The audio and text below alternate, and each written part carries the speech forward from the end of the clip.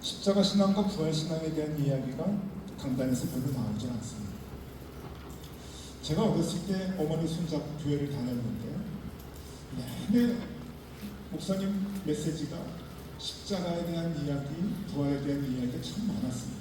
그래서 어려서 그 얘기를 듣고 이제 컸는데 어느 순간인가 한국 교회가 조금 더 풍요로워지고 그리고 조금 더 성장하려고 하는 이러한 그 상황 가운데서 그리고 우리 사회가 아까 얘기했듯이 물질 만능주의, 쾌락주의 그리고 무한 경쟁 구조 속에 들어가면서 십자가 신앙과 부활 신앙의 메시지가 사라졌습니다. 가장 중요한 것이 그러니까 교회에서 필요한 사회를 향해서 싸워야 하는 무기 연필이 무엇이냐라고 하면은 이 십자가 신앙과 부활 신앙이어야 되는데 이것은 다 사라지고 엉뚱한 것들이 많이 나온단 말이에요. 경쟁에서 어떻게 이겨야 하는지 하나님이 우리를 어떻게 싸움에서 이기는 사자와 호랑이같이 만들어주시는지 이런 쪽에 관심이 많지 우리가 십자가 신앙과 부활 신앙을 가지고 들어가야 되는 것은 얘기를 하지 못하고 있습니다. 저는 어딜 가나 십자가 신앙과 부활 신앙을 강조를 하는데 청년들에게 많이 얘기를 합니다. 그리고 우리 교회에서는 유치부 아이들에게도 합니다. 그러면은 많은 분들이 얘기를 해요. 아니 십자가 신앙하고 부활 신앙을 유치부 애들에게 얘기하면 어떡하느냐. 이 십자가 신앙과 부활 신앙은 적어도 연세가 많으신 분들 그래서 죽음을 앞두신 분들에게 필요한 복음이고 병원에 가면은 호스피스 병동에서 이제 언제 돌아가실지 모르는 분들에게 필요한 복음이라고 생각을 합니다. 근데 여러분 그렇지 않습니다. 이 십자가 신앙과 부활 신앙은 청년들 이제 막 삶을 이제 사회에서 생활을 하는 그 스타트 라인에 서 있는 청년들에게 가장 중요하고 더 중요한 것은 유치부 아이들에게 중요합니다. 왜 그런가 하면은 이 십자가 신앙과 부활 신앙이 우리의 삶의 모든 기준을 얘기해주고 있기 때문입니다. 우리가 유치부 아이들에게 유년부 소년부 아이들에게 이 십자가 신앙과 부활 신앙을 강조하지 못하는 이유는 교회가 이미 이 십자가 신앙과 부활 신앙의 가치를 그 정신을 모르기 때문에 그렇습니다. 십자가 신앙 부활 신앙이 무엇일까? 여러분 네 가지로 정리를 좀 해봤습니다. 첫 번째는 생명이 죽음을 이기는 것이죠. 생명이 죽음을 이기는 것이 십자가 신앙 부활 신앙의 가장 중요한 골자입니다.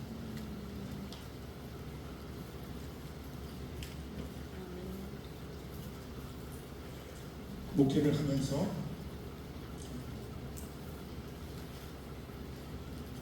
마음 아픈 것이 하나 있는데 임종을 앞둔 이제 교우들에게 가서 병원에서 임종을 하실 때 잘 가시라는 얘기를 못합니다. 여러분들은 어떠세요? 잘 가세요. 인사를 좀 하실 수 있습니까? 잘 가시라는 얘기를 못해요.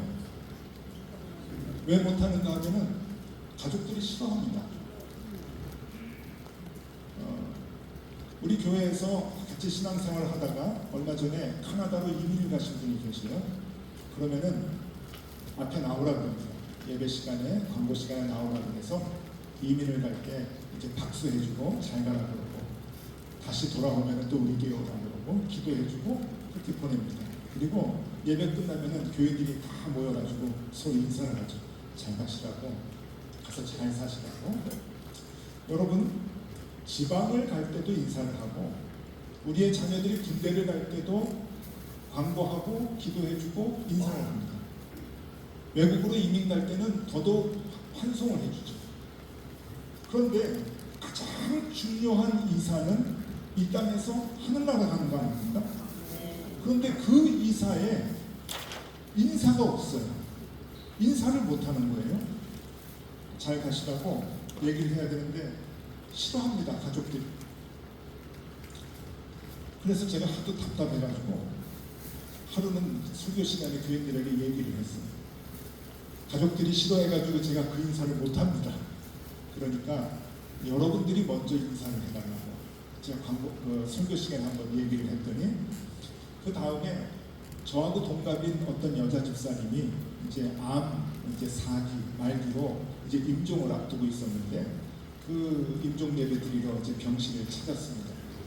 그 코로나 이전이었어요. 병실을 찾아서 예배를 이제 드리고 기도를 해드렸더니, 이분이 아직은 의식이 좀 있었는데 제 손을 꽉 붙잡더니 하는 얘기가, 목사님, 저 먼저 갑니다.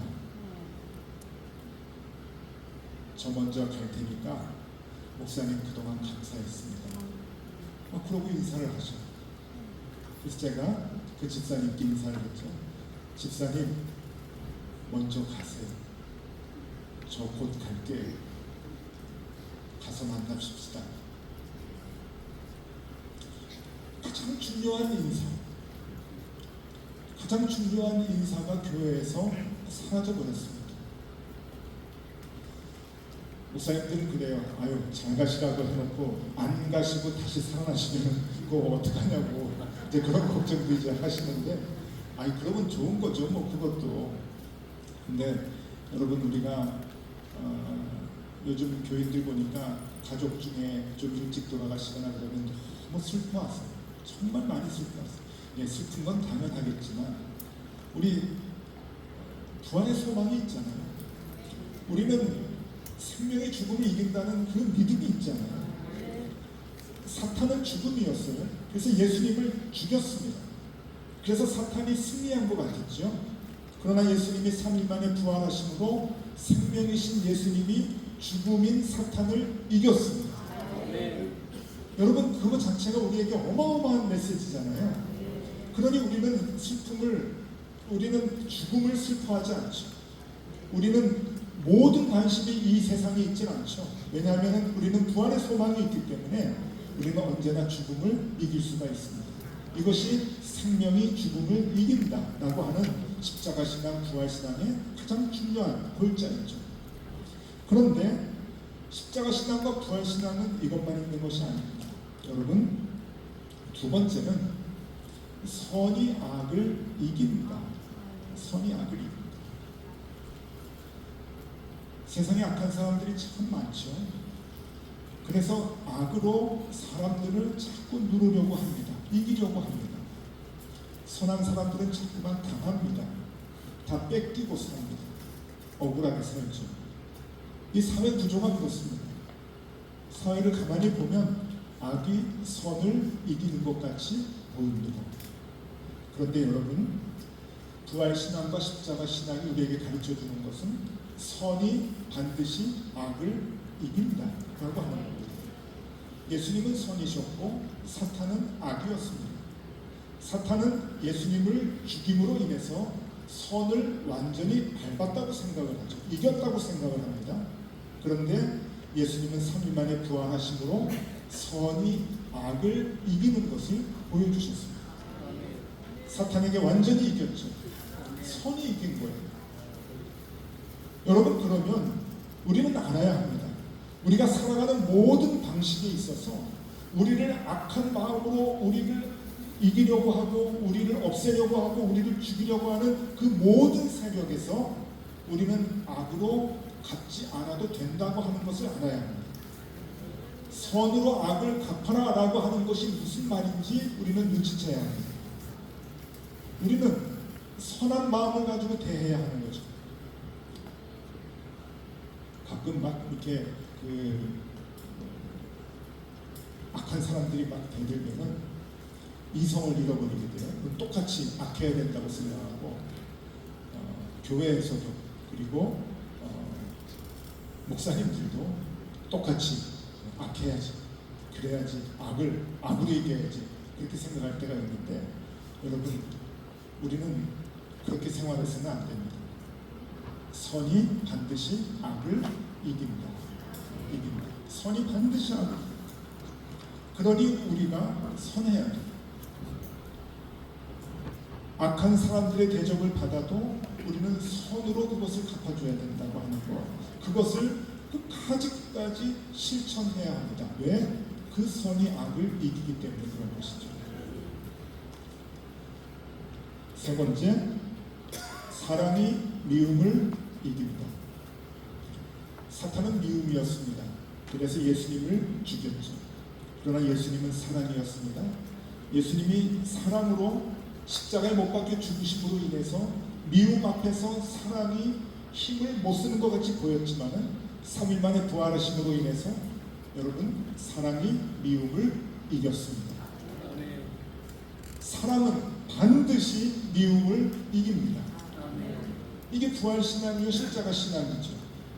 세상 사람들은 미움을 갖고 살아갑니다. 자기를 미워하면 자기도 미워합니다. 그러나 그리스도인들은 사랑을 가지고 살아야 되는 거죠. 요즘 그 서점에 가니까 제일 많이 팔리는 책이 쇼펜하우어 책입니다. 쇼펜하우어가 왜 이렇게 한국에서 갑자기 인기가 급상승하는지 모르겠어요. 영세주의 아닙니까? 크리스찬도 아닙니다. 이 쇼펜하우어의 철학이 뭐 날개 돋친 듯 이제 팔리고 사람들에게 이제 동의를 받는 거예요. 그래서 저도 쇼펜하우어 책을 몇 권 사다가 이제 봤더니 쇼펜하우어의 그 철학의 골자가 뭔가 하면은 이런 거 쉽게 얘기하면은 남이 너 미워해? 그럼 너도 미워해. 그래도 돼. 그래야 네 마음에 병이 안 걸려. 그런 거예요. 남을 무시해. 그래도 괜찮아. 너 지금까지 마음이 여려가지고 남이 너 무시해도 그 사람 미워하지 못하고 그냥 네 마음만 졸이다가 병들었잖아. 그렇게 살 필요 없어. 너 잘못 사는 거야. 남이 너 미워하면 너도 미워하고, 남이 너 무시하면 너도 무시하고, 남이 너에게 해코지하면 너도 해코지해. 그래야 편안한 거야. 그렇게 살아도 괜찮아. 이게 쇼펜하우어의 철학이거든요. 사람들이 열광을 해요. 왜 열광을 하는가? 여러분, 사람들이 그만큼 힘든 거예요. 살아가기가. 오늘날 한국 사회에서 살아가는데 남들이 미워하고 남들이 모함하고 남들이 거짓으로 다가오고 하니까 괴로운 거죠. 근데 여러분, 그리스도인들은 그러면 안 되잖아요. 그리스도인들은 미움을 사랑으로 갚아야 합니다. 하지. 나를 미워하는 사람, 나를 대적하는 사람, 나를 모함하는 모든 사람들, 거짓으로 나에게 다가오는 사람까지도 여러분 사랑으로 견디고 이겨야 되는 것, 그것이 그리스도인들의 무기가 되어야 한다고 하는 겁니다. 이것이 십자가 신앙이고 부활 신앙입니다. 마지막으로 하나 더 얘기하면은 진실이 거짓을 반드시 이긴다. 세상은 온갖 거짓이죠. 뉴스도 거짓이니까. 지금 뭐 가짜 뉴스가 얼마나 많은지 모릅니다. 뉴스가 나와도 진짜인지 가짜인지 모릅니다. 예전에는 매스컴 타면은 그게 다 진실로 여겨졌고, 활자로 인쇄가 돼가지고 나오는 신문을 보면은 그게 다 진실로 여겨졌습니다. 왜? 진실만 얘기했기 때문에 그렇죠. 근데 지금은 가짜가 너무 많습니다. 거짓이 너무 많습니다. 이 거짓이 진실을 자꾸만 덮고 진실을 밟습니다. 이기려고 합니다. 그런데 여러분, 거짓으로 우리에게 다가와도 그리스도인들은 진실해야 됩니다. 이것이 십자가 신앙이고 부활 신앙이죠. 마태복음 27장에 보면은 가야바가 재판을 하면서 예수님을 처형하라고 이제 마지막 명령을 하죠. 예수님을 헤롯이 죽이라고 한 것도 아니고 빌라도가 죽이라고 한 것도 아닙니다. 유대인 수장이었던 가야바 대제사장이 재판을 해서 죽이는데, 그 유대인 재판에는 여러분 잘 아시듯이 율법에 증인을 복수로 세우게 되어 있잖아요. 2사람 이상의 증인을 세우게 되어 있는데 가야바가 그걸 이용을 합니다. 거짓 증인을 세워서 예수님을 죽이게 됩니다. 예수님을 죽이려고 하는 마음도 거짓되고 죽이는 방법도 거짓이었죠. 사탄의 방법입니다. 그 거짓으로 진실이신 예수님을 죽였습니다. 그래서 이 진실은 이 땅에서 거짓 앞에서는 맥을 못 추는 듯이 보입니다. 그런데 예수님이 3일 만에 부활하셨다고 하는 것은 그 진실이신 예수님이 거짓인 사탄과 가야바를 이겼다고 하는 것을 보여주는 것이죠. 진실이 반드시 거짓을 이긴다. 진실되게 살아야 반드시 거짓을 이길 수 있다고 하는 것을 우리에게 보여줍니다. 여러분, 물질만능주의, 쾌락주의, 그리고 무한 경쟁. 교회 밖에 나가면 이러한 가치관에 물들어 있는 사회 속에서, 아니 그것이 교회 안에까지 들어와서 교회들도 서로 경쟁하고 교회들도 서로 더 높아지려고 애를 쓰는 그런 상황 가운데서 우리 교회가, 그리스도인들이 다시 가져야 하는 무기가 무엇이 되어야 하느냐? 돈이 아닙니다. 힘이 아닙니다. 자꾸 한국 교회가 교세를 가지고 돈을 가지고 사회에 영향력을 끼치려고 합니다. 우리가 몇만 명이네, 우리가 몇십만 명이네, 우리가 이 돈을 가지고 사회에 영향력을 끼치고 정치인들에게 영향력을 끼치려고 하니까 여러분, 교회가 자꾸만 실추가 됩니다. 교회는 그 돈이라고 하는, 세상의 힘이라고 하는 무기를 가져서는 안 됩니다. 그것으로 세상에 영향력을 줄 수 없기 때문에 그런 것이죠. 교회에게 필요한 연필이 무엇이냐? 교회에게 필요한 무기가 무엇이냐? 여러분, 십자가 신앙과 부활 신앙입니다. 아멘. 이게 다시 살아나야 됩니다. 아멘. 십자가 신앙과 부활 신앙이 무엇이냐? 생명이 죽음을 이긴다, 선이 악을 이긴다, 사랑이 미움을 이긴다, 진실이 거짓을 반드시 이긴다라고 하는 이 가치관을 그리스도인들이 가져야 됩니다. 아멘. 교회가 그것을 가르쳐야 합니다. 그러니 여러분, 이것은 청년들에게 가르쳐야 되는 거예요. 유치부 아이들에게 가르쳐줘야 합니다. 그들이 일생을 믿음을 가지고 이 십자가 신앙과 부활 신앙을 갖고 살아갈 수 있도록 해야 되는 것이죠. 사도 바울은 고린도전서 15장에서 분명히 얘기합니다. 여러분, 19절에 보면은 이 믿음이 없는 사람들은 불쌍한 자, 그리스도인이라고 자처하면서도 이 부활신앙과 십자가 신앙을 갖지 못하는 사람들은 불쌍한 사람이라고 얘기합니다. 우리가 평생 목회를 해도 불쌍한 목회를 하면 안 됩니다. 평생 믿음의 생활을 해도, 그리스도인이라고 해도 불쌍한 사람이 되면 안 되죠. 생명이 죽음을 이긴다, 선이 악을 이긴다, 사랑이 미움을 이긴다, 진실이 거짓을 이긴다. 우리의 삶의 기준이 되면 좋겠습니다. 여러분, 이걸 외우셔야 되는데 외우시기가 조금 어려워요. 그래서 외우시는 방법 알려드리면요, 앞글자만 외우시면 됩니다. 앞글자. 생선사진 하면은 이게 금방 외워집니다. 생선사진. 생선사진. 생명이 죽음을 이긴다, 선이 악을 이긴다, 사랑이 미움을 이긴다, 진실이 거짓을 이긴다. 생선사진. 청년들에게 꼭 얘기해 주세요. 유치부, 유년부, 소년부 아이들에게 얘기해 주세요. 믿음은 이렇게 살아가는 겁니다. 이 모습이 있어야 세상 사람들하고 싸워 이길 수가 있습니다. 다 지는 것 같고, 죽는 것 같고, 뺏기는 것 같고, 다 아무것도 없이 거지되는 것 같지만 아닙니다. 그렇게 살아갈 때 열매가 맺히는 거죠. 우리를 추수하라고 보내셨잖아요. 물질만능주의,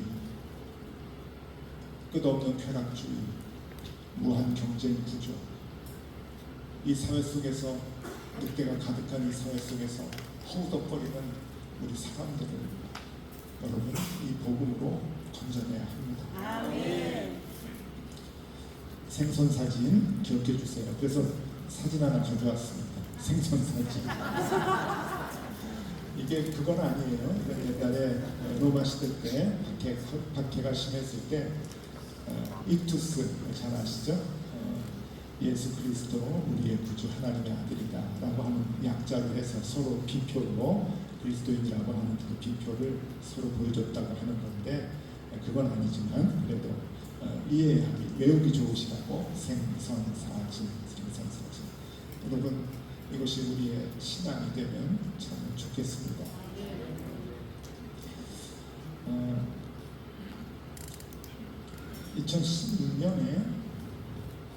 2014년도에 지금도 벌써 한 거의 10년 전이네요. 브라질에서 월드컵을 했습니다. 월드컵 기억나실 거예요. 그때 홍명보 감독이 대표팀 감독이었어요. 그래서 이제 게임을 했는데 그때 기대하기를 유럽에서 뛰는 선수들이 참 많았거든요. 지금도 많지만 그때 참 많았습니다. 그래서 최고의 성적을 내겠다 하고 국민들이 모두 기대를 했었죠. 적어도 원정 16강 할 수 있겠다. 아주 기대를 하고 응원을 했는데 웬걸요? 조별 예선에서 1무 2패 해가지고 조별 탈락했어요. 뭐 거진 최악의 성적이죠.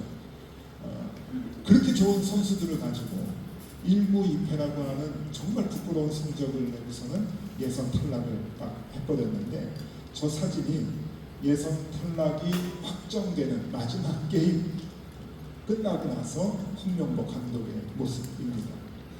그런데 제가 그때 KBS를 보고 있었는데 사람들이 참 짓궂어요. 방송국 사람들이. 좀 뭐 할 말이 있다고 카메라하고 마이크를 가지고 그라운드로 내려가요. KBS에서 내려가지고 인터뷰를 합니다. 한마디 해주시죠. 그러는 거예요.